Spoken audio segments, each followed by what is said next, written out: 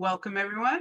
Welcome to Beer, Bestie, and Banish. We are here today with Grishma Shah. She is the author of Anagram Destiny, and she's going to tell us who in her book she would like to have a beer with, who would be her bestie, and who she'd like to banish. Welcome.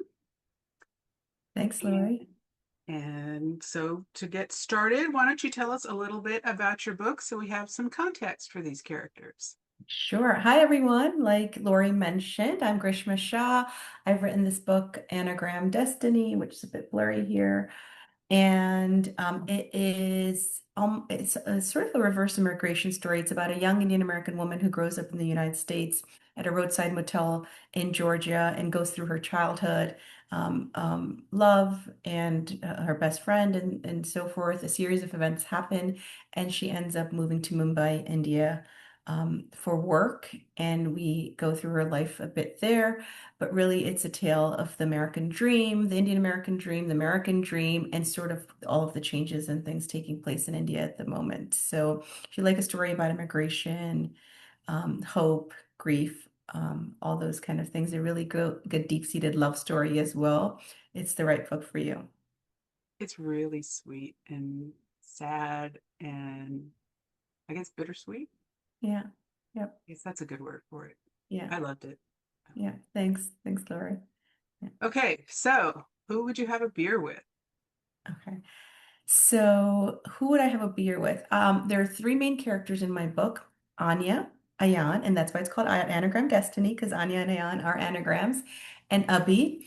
And all of them are wonderful, but the person I would have beer with is Ayan's sister. Her name is Aditi. She's the kind of person who at a young age sees the world very idealistically. She really believes in sort of like the America we all want to believe in, which is that it's this place where problems don't exist, where everyone has a chance and everyone's treated fair and just and equally. And then a series of events happen in her life, in her late teens and early 20s that really shakes that sort of foundation. And I sort of want to have a beer with her because I think these would be really great conversations about where um, people who move to this country or where people's parents move to this country and how they visualize this country of this place of hope and just dreams, and then what tiny little things along the way begin to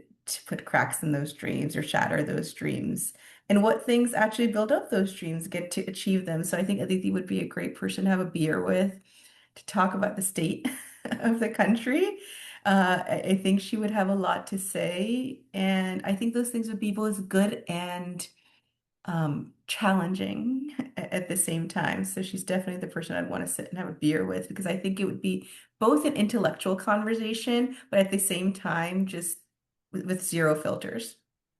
Yeah. It would be it would be probably fun. And I think this book came out in 24.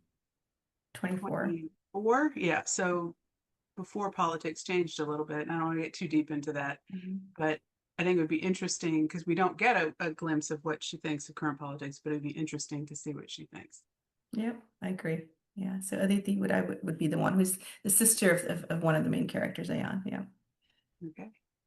And I think I know the answer to this one, but who would be your bestie? Oh, okay. After I say it, I want to hear if we were on the same page. My bestie would probably be Ayan. I think maybe you thought it might be on him. Ayan, he is just this really wholehearted, very innocent character throughout the book, and we don't really get too much into his adulthood for in the book, and so we capture this innocence throughout the book, and I would just want to sit with him and kind of live in that world where things are still simple, things are still pure and pristine, and before like sort of the idealism gets tainted. So Ayan would be the person that would be the bestie, although this was a hard one to pick because I, I think there's so many characters in my book that I've written in a way that I would want to spend time with them, or they would be my besties. So I would pick Ayan for the bestie for sure. See, I thought you would pick Anya. Yes, I know that. And I did have trouble. So I did have trouble. And it's funny, Laura, you say this because I was having this conversation with my family, and of course, all of them have read the book multiple times, and they're like, "Oh yeah, definitely Anya. You're gonna pick Anya." And I said, I know you guys all think I'm gonna pick Anya, but I love her as a character, but she's not necessarily wouldn't be the bestie, and possibly because I think some of her characteristic traits are too close to mine, and Hmm. you don't want a reflection of yourself in a bestie. You want someone who's gonna be like, "No, that was stupid." Like. I think a Yeah, bestie is there to sort of, at times really be there for you, but set you straight, you know? yeah. You need a foil. Yep, exactly. Now this one, I gave some thought about this one, the next one, and you don't really have bad guys in your book. I So know. I had a really hard time with this as well. who would For you the banished banish? one, yeah, I mean, there are a bunch of minor characters I thought about. Um, you're right. I had a hard time picking who I would banish because this is my debut novel. And because in some way, it's like a very wholesome book. I don't know how else to describe it. And a lot of people have used that word as well. It's like, oh, the kind of book like I wouldn't mind anyone reading because it's wholesome. And I mean, there are dark sides to the book. Sure. Some people even told me you should have a trigger warning on this book. And I said, really? Because I wasn't, I didn't even think about it that way.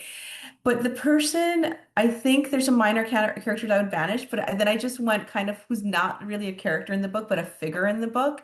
I would banish Idi Amin. And if you've read the book, Idi Amin is the dictator who banished everyone from a whole country Yes. in the 70s. So the book has this background in Uganda where a family in Uganda, basically all of the Indian people who were living in Uganda at the moment were banished. They had to leave the country within 90 days with like a suitcase. And so Idi Amin was the dictator who put that um, policy in place, and it really just exiled everyone from the country. It left everyone homeless in some way, generations of people who'd lived in Uganda forever.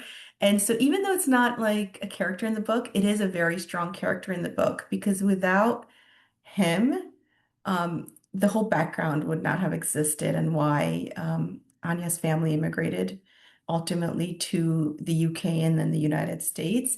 And so it might feel like a bit of a cop out, but because he banished millions of people, I would banish him from the book. And that's the thought I had originally. See, I wondered if you were going to pick someone like Osama bin Laden. Same reason. Yeah. For the Yeah, same. that would have been a good thought too. But I was trying to stick with someone I actually mentioned in the book, and I know that I mentioned Idi Amin at length, and the whole core of Anya's mom's story is based on Right. that exile. So Right. yeah, Great. great. Thanks. There's so much in there. I mean, on its surface, it's a kind of a simple love story, Yeah, but there's so much underneath it.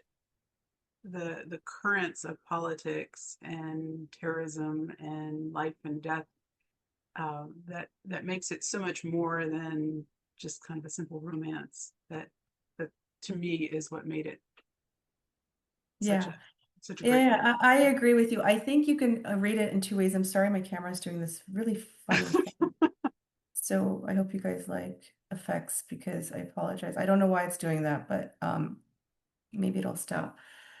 I agree. I think that there's people who read it, have read it at different layers, right? There's people who just love, sorry, Lori, I don't know why it's doing that, who love the simplicity of the story and see it as, boy meets girl and something happens, and then boy meets someone else and all of those things. But I think the settings and where all of this is taking place, the background of the immigration story, the American dream, the nuance of of certain scenes and how they happen and how they come to being. There's a lot of depth in it, and it creates like my background on studying immigration and globalization and all of those things. And so, yes, on the surface, seems like a simple love story, but there's so much depth, especially around geopolitics, Yeah. around this idea of the American dream, what it means, who is it for, and all of those things. So, Well, it's great. yeah. I thought it's great. Everyone should read it. We'll put up a graphic with some links for everyone to buy it and read it, and of course review it, because as authors we love reviews. So thank you so much for joining us, Grishma, and we hope you're working on something else maybe, and we can read something else you've written. Is that And hopeful? thank you so much, Lori, for having me. And I apologize to everyone who's sitting through this video and watching it go crazy. But hopefully you're getting the audio just right. Thanks. It makes you look fancy. Thanks. All right. Well, thank you again for joining us, and we'll see everyone next time. All right. Bye.